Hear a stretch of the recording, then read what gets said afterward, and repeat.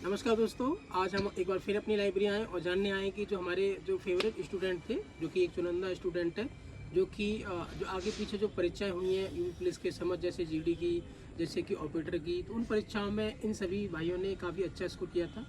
और इन्हीं से जानेंगे कि ये क्योंकि हमारी लाइब्रेरी की एक क्रीम है जो होनहार बच्चे हैं, और इनसे जानने की कोशिश करेंगे कि इनका यूपी पुलिस में कैसा परफॉर्मेंस रहा, जिससे कि हम एक निश्चित उस पर पहुंच सकते हैं कि जो यू पुलिस की कट ऑफ पे कितने फिजिकल स्टार्ट कर दें, क्योंकि आपको एक अनुमान लग जाएगा कि ये इतने अच्छे स्टूडेंट हैं, इनका इतना परफॉर्मेंस रहा है, तो इसी हिसाब से आप भी अपनी कट ऑफ का एक अनुमान लगा सकते हैं और फाइनल में हम अपनी एक कट ऑफ देंगे। तो सबसे पहले स्टार्ट करते हैं जितेंद्र भाई से, जो कि हमारी लाइब्रेरी भी संभालते हैं, और बताएंगे। जितेंद्र, बताओ कितना स्कोर आपका?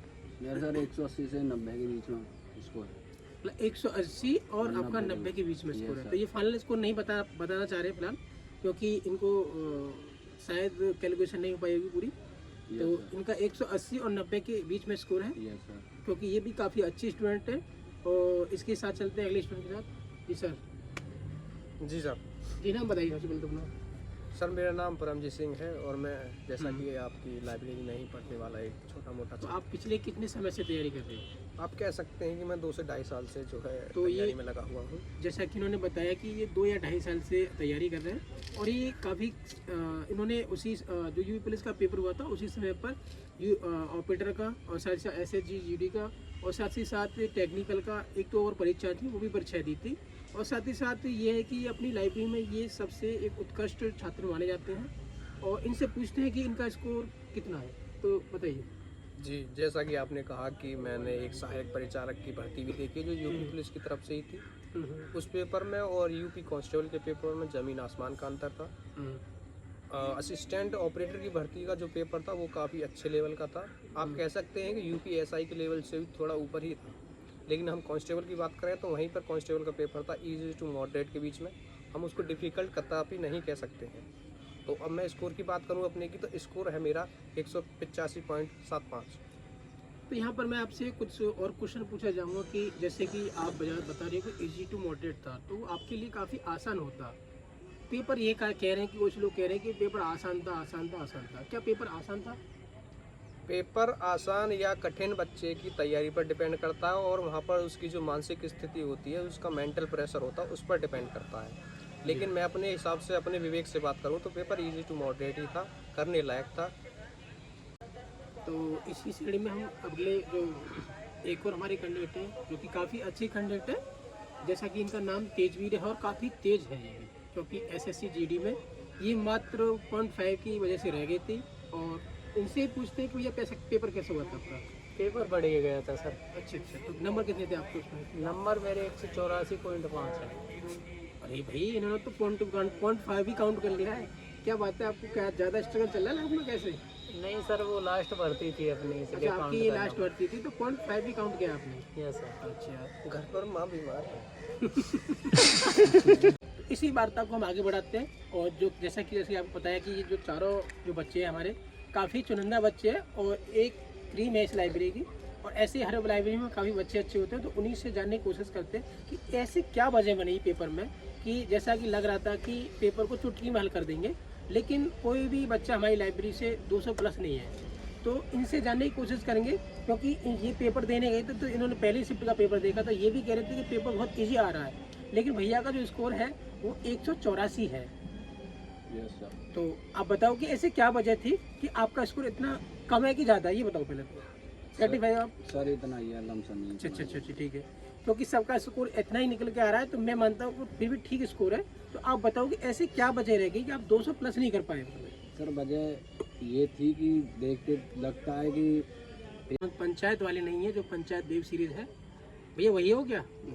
अच्छा, तो भैया से जानने की कोशिश करते हैं कि भैया कितना स्कोर है आपका? मेरा 193.5 है। 193.5। तो बहरहाल यहाँ पर ये 4 लोग हैं जो कि हमारी लाइब्रेरी क्रीम है, और इनसे और जानने की कोशिश करूँगा कि क्योंकि जैसा सरल पेपर बताते हैं, तो ऐसा पेपर में क्या था कि बच्चे 200 प्लस नहीं कर पा रहे हैं। तो मैं एक एक करके सबसे जानने की कोशिश करूँगा, क्योंकि भैया ने बताया 193, इनका स्कोर है 182, और इनका स्कोर है 185, और इनका स्कोर है 184.5, या जो भी बताया था, मुझे फिलहाल रिकॉल नहीं हो रहा। इनका स्कोर आप मान सकते हो काफ़ी अच्छे स्टूडेंट है, लेकिन फिर भी इनका स्कोर जो है 190 185 की ही रेंज में है। जबकि उसको पेपर को हम बाहर से देखने की कोशिश करते हैं, कोई भी पेपर उठा लो आप, तो ऐसा लगता है कि 200 दफा चुटकी हो जाते आएंगे। लेकिन फिर भी ऐसी समस्या क्या थी कि आपका स्कोर 200 प्लस नहीं हो पा रहा। तो वार्ता को आगे बढ़ाते हुए सबसे पहले मैं जितेंद्र भाई से बात करूंगा और इनसे पूछूंगा कि आप पढ़ने में अच्छे हो। इससे इनसे उम्मीद थी कि 205 प्लस करेंगे, और ऐसा क्या हुआ पेपर में कि ये अपना स्कोर अच्छा सा नहीं कर पाए?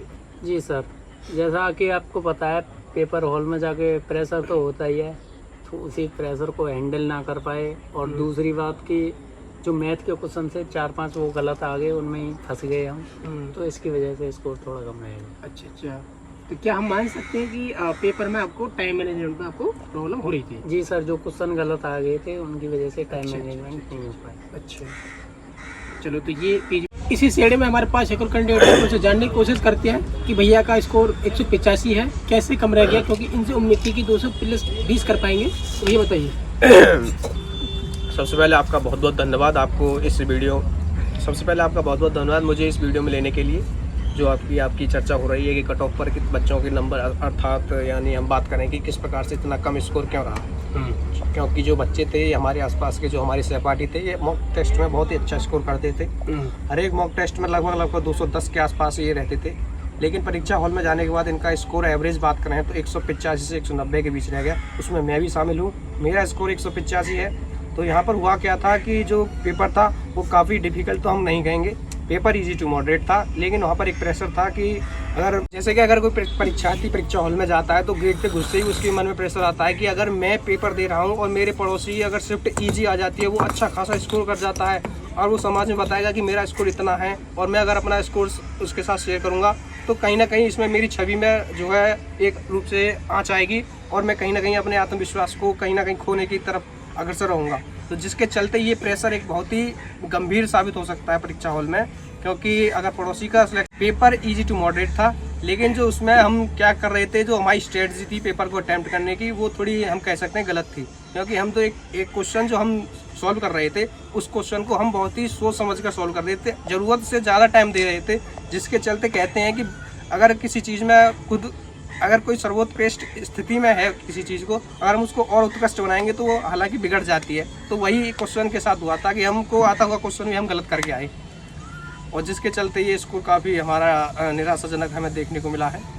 आगे हम अपनी यही स्ट्रेटजी में अपना बदलाव करेंगे और जो आगामी परीक्षाओं में हैं उनमें हम सुधार करने की कोशिश करेंगे। लाइब्रेरी के होनहार छात्र थे, उसमें ये भी थे बच्चे, तो इनसे पता करते हैं कि इनका स्कोर कितना है। तो सबसे पहले अपना नाम क्या है आपका? मेरा नाम दीपक कुमार है। स्कोर कितना है आपका? मेरा जो स्कोर बैठ रहा है काट पीट करके आंसर के आने के बाद 90 क्वेश्चन बैठे हैं, ठीक ठीक। अच्छा, 90 क्वेश्चन, तो आपका स्कोर बहरहाल एक मान सकते हैं कि 181 या 80 के समथिंग जी बैठेगा। इनका भी स्कोर 180 और 81 के बीच है, और साथ ही दूसरे भैया हैं, इनसे बात करने की कोशिश करेंगे। तो भैया बताइए कि आपका जो स्कोर है वो कितना है? मेरा आंसर की के बाद 185 समथिंग है। अच्छा, आंसर की के बाद इनका स्कोर 185 है, और फाइनल आंसर की से पहले तो शायद 250 से ऊपर रहा होगा। वो तो सभी का एक्सपेक्टेड है, बताइए। तो हम दीपक से पूछेंगे कि ऐसा क्या कारण रहा, क्योंकि हमारा ये मानना था कि इनका जो स्कोर होना चाहिए वो 220 प्लस होना चाहिए था, लेकिन किसी कारणवश ये परीक्षा में इतना अच्छा परफॉर्म नहीं कर पाए, या क्या है क्या नहीं है, उनसे बात करने की कोशिश करते हैं। तो बताइए कि ऐसा क्या था कि पेपर बाहर से ऐसा लगता था कि 200 प्लस तो आप चुटकी में कर दोगे, लेकिन फिर भी आप इतना अच्छा परफॉर्म नहीं कर पाए परीक्षा में, ऐसा क्या कारण रहा था? मैंने जैसे मेरा परीक्षा 23 तारीख और सेकंड शिफ्ट में थी, तो मैंने जो है एक दिन पहले ही मतलब पढ़ाई करना बंद किया था, जिसकी वजह से मेरा जो मानसिक था वो मानसिक असंतुलन हो चुका था और मैं मानसिक रूप से पूर्ण तरह भर गया था, जिससे मेरी सोचने विचारने की क्षमता थी वो पूरी तरह समाप्त हो चुकी थी। और परीक्षा तक जाते जाते परीक्षा हॉल तक पहुँचते पहुँचते वो बिल्कुल ही अपना संतुलन जो था मेरा खो चुका था, जिस वजह से मैं परीक्षा में असफलता के कारण बने मेरे। हाँ, ये भी एक कारण हो सकता है कि जब आप ज़्यादा पढ़ाई कर लेते हो, एक थकान हो जाती है मानसिक रूप से, तो इनके साथ भी शायद यही हो गया होगा, जैसा कि इनका मानना है। और भी कारण रहे होंगे, परीक्षा में जब जाता है तो व्यक्ति ट्रेवल करके जाता है और नींद नहीं पूरी हो पाती है, थकान रहती है, तो आदमी इतनी अच्छे से काम नहीं कर पाता, तो इनका भी यही कारण होगा। तो इन भैया से जानने की कोशिश करते हैं, डालचंद से, कि डॉक्टर जी आप बताइए, आपका भी ये यही मेरी ओर से तो ये था कि आपका स्कोर 200 प्लस 20 जाना चाहिए, 225 और 20 मेरा हिसाब से आपका स्कोर होना चाहिए था, लेकिन आपका स्कोर 185 है। तो मैं आपसे जानना चाहूँगा कि ऐसी क्या वजह रही थी, क्योंकि परीक्षा हॉल से जैसे हम पेपर देख रहे थे आपकी शिफ्ट का भी, तो जब आपको डाला हमारे ग्रुप में तो हमें ऐसा लग रहा था कि आपने तो 220 या 30 कर दिया होगा, लेकिन आपने जब आंसर की आई हमें बताया कि मेरा स्कोर तो 185 है। कि ऐसे क्या कारण रहे कि इजी पेपर परीक्षा में टफ हो गया? देखिए, पेपर के बारे में अगर मैं कहूँ तो पेपर किसी भी मेरे जो 4 पोर्शन थे, जैसे जीएस होगी, मैथ, रीजनिंग और हिंदी, इसमें किसी में पेपर इतना ज़्यादा हार्ड नहीं था सिवाय जीएस के। बाकी तीनों पोर्शन ऐसे थे कि जिसमें मैं 100 प्लस कर सकता था।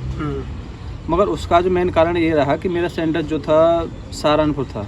सहारनपुर से और आपके जो होम डिस्ट्रिक्ट है या होम जहाँ पर आपका घर है वहाँ से कितनी दूरी है?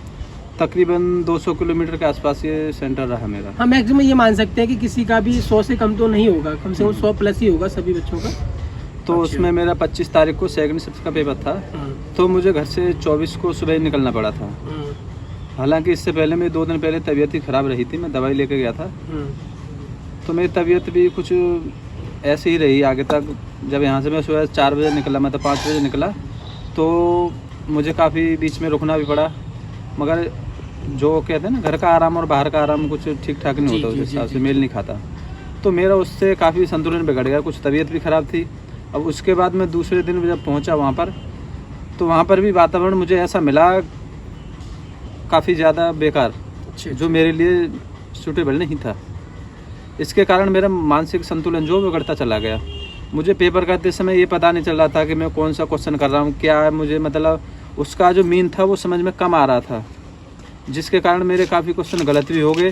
और जो क्वेश्चन वास्तव में मुझसे होने चाहिए थे, जैसे कि मेरा पहले मानना था कि क्वेश्चन आसानी से मैं 110 115 कर सकता हूँ जाके, हालांकि कोई पोर्शन तो एक ना एक पोर्शन तो हार्ड होता है पेपर में जी। ऐसा ही हुआ कि जीएस का जो पोर्शन था थोड़ा हार्ड रहा, मगर फिर भी ये मैथ, रीजनिंग और हिंदी को लेकर के मैं कर सकता था 110 या 15 के आसपास।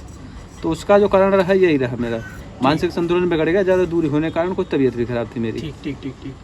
तो जैसा कि हमने सभी कैंडिडेट से बात किया, सभी ने बताया बड़ी अच्छी तरह से एक्सप्लेन किया कि ऐसा क्या कारण था कि जो पेपर में आपको 210 या 220 की जो बातें हो रही थी, वो घटते घटते स्कोर आपका मैक्सिमम कैंडिडेट का 180 से और 195 के बीच रह गया है। तो दोस्तों, ये थे रियल कैंडिडेट जो आप जैसे ही साथी हैं, आपकी तरह ही लाइब्रेरी में या अपने कैसे भी तैयारी करते हैं अपना रह पकड़, और इनकी तैयारी और आपकी तैयारी बिल्कुल ज़ोरों शोरों पर थी। लेकिन जो इन्होंने कारण बताए हैं वो कारण मानने लायक हैं। इन्होंने जैसे बताया कि इन्होंने जो अत्यधिक यात्रा की थी, थोड़ी सी इनकी मानसिक स्थिति है वो अच्छी स्थिति में नहीं थे। और साथ ही दीपक भाटी ने भी बताया था कि उनको मेंटली जो ओवरडोज हो गया था पढ़ने से, मतलब उन्होंने काफ़ी उस टाइम पढ़ा होगा, उस वजह से उनको काफ़ी थकान रही होगी पढ़ने की वजह से। और उससे पहले जो हमारे कैंडिडेट उन्होंने बताया कि एक सामाजिक प्रेशर होता है एग्जाम हॉल में, तरह तरह की परेशानी महसूस करता है जब बच्चा जाता है, क्योंकि आपने भी महसूस की होगी। तो उस वजह से क्या होता है कि प्रेशर रहता है, डर सा लगता है, और पेपर आदमी बी भर रहा है, सी पर चला जाता है, ये सारी परेशानी होती हैं। इन परेशानियों के बाद जो टैलेंटेड बंदे हैं या टैलेंटेड जो बच्चे हैं, उनके 5 या 10 क्वेश्चन गलत हो जाते हैं। तो दोस्तों, अपनी उम्मीद को बनाए रखें। और जहाँ तक हम उसकी बात, तो आपको अनुमान लग गया होगा, मैंने आपको जो हमारे लाइब्रेरी के अच्छे छात्र थे उनका सभी का एक रिव्यू दिला दिया। और रही बात कट ऑफ की, हमारे अनुभव के अनुसार वो कट ऑफ के लिए हम अगली वीडियो लेके आएंगे, जो कि एक ब्लैक बोर्ड पे या वाइट बोर्ड पर हम उसको शूट करेंगे। क्योंकि जो हमारा जो एनालाइज होगा वो अपनी लाइब्रेरी, साथ ही साथ जो हमारी डिवाइस क्षेत्र की जो 10-12 लाइब्रेरी है और तरौली क्षेत्र की 10-12 लाइब्रेरी हैं, उनमें रिसर्च करने के बाद रियल रिसर्च के रूप में सच्चे आंकड़े आपके सामने प्रस्तुत कर सकूँ। तो धन्यवाद दोस्तों, आज की वीडियो में इतना ही।